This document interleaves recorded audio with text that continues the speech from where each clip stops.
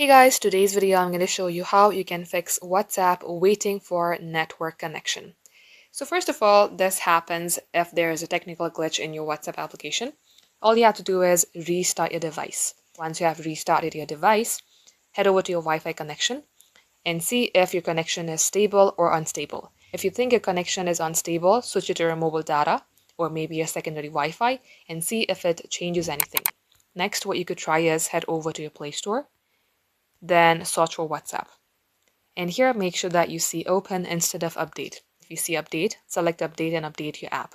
Lastly, head over to your settings, scroll all the way below and select apps.